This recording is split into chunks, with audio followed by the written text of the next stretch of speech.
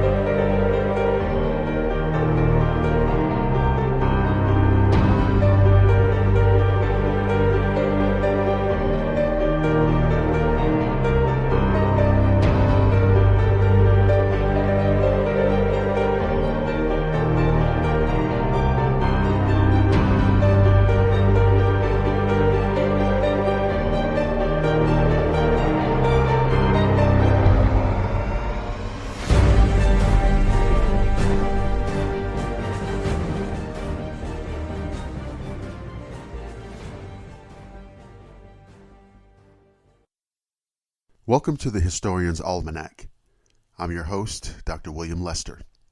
On this edition of the show, the Battle of Atlanta. Late July 1864 found Major General William T. Sherman's forces approaching Atlanta. Nearing the city, he pushed Major General George H. Thomas's Army of the Cumberland toward Atlanta from the north, while Major General John Schofield's Army of the Ohio neared from the northeast. His final command, Major General James McPherson's Army of the Tennessee, moved towards the city from Decatur in the east. Opposing the Union forces was the Confederate Army of Tennessee, which was badly outnumbered and undergoing a change in command. Displeased with General Joseph E. Johnston's defensive approach, President Jefferson Davis relieved him on July 17th and gave command of the army to Lieutenant General John Bell Hood. An offensive-minded commander, he struck at Thomas's men at the Battle of Peachtree Creek on July 20th. In heavy fighting, the Union troops mounted a determined defense and turned back Hood's assaults. Though unhappy with the result, it did not deter Hood from remaining on the offensive. Receiving reports that McPherson's left flank was exposed, he dispatched Lieutenant General William Hardee's corps and Major General Joseph Wheeler's cavalry on the evening of July 21st to attack. Hood's plan called for the Confederate troops to swing around the Union flank to reach Decatur. Once there, they were to advance west and take McPherson from the rear on July 22nd.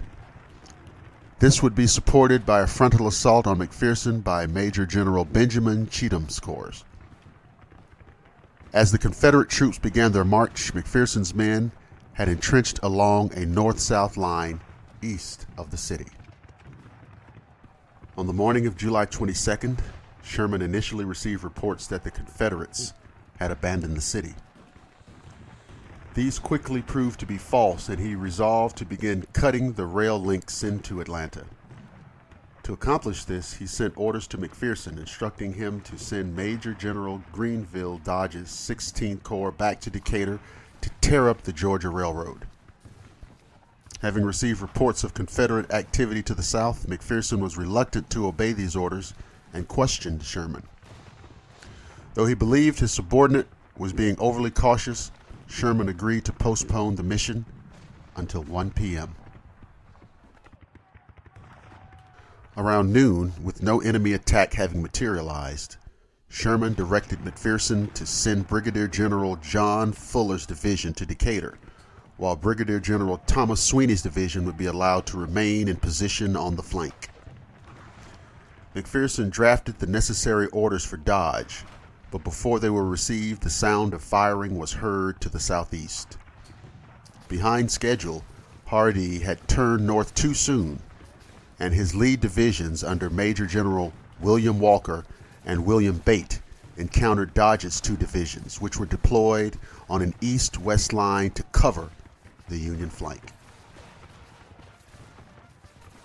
While Bate's advance on the right was hampered by swampy terrain, Walker was killed by a Union sharpshooter as he formed his men. As a result, the Confederate assault in this area lacked cohesion and was turned back by Dodge's men.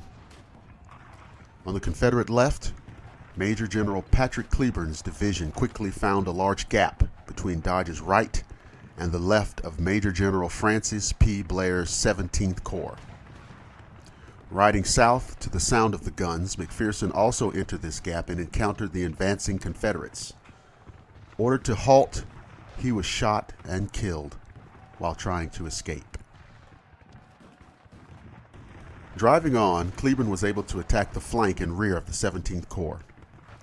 These efforts were supported by Brigadier General George Manny's division, Cheatham's division, which assaulted the Union front. These Confederate attacks were not coordinated, which allowed the Union troops to repel them in turn by rushing from one side of their entrenchments to the other. After 2 hours of fighting, Manny and Cleburne finally attacked in conjunction, forcing Union forces to fall back. Swinging his left back in an L shape, Blair centered his defense on a bald hill which dominated the battlefield.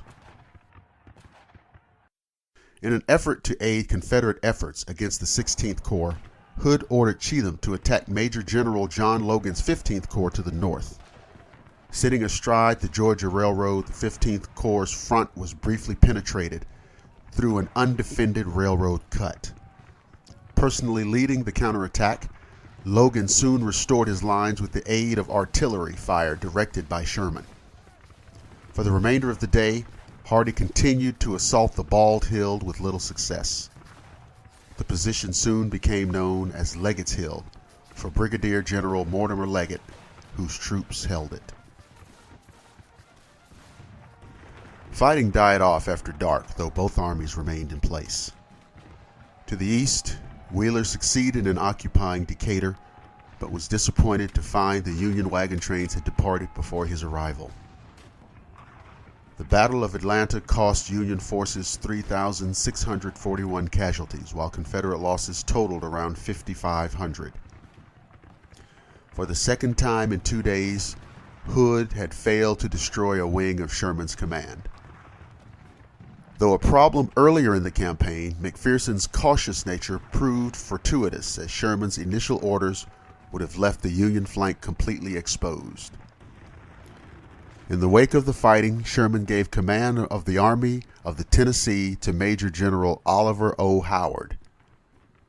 This greatly angered the 20th Corps commander, Major General Joseph Hooker, who felt entitled to the post and who blamed Howard for his defeat at the Battle of Chancellorsville. On July 27th, Sherman resumed operations against the city by shifting to the west side to cut the Macon and Western Railroad. Several additional battles occurred outside of the city before Atlanta's fall on September the 2nd.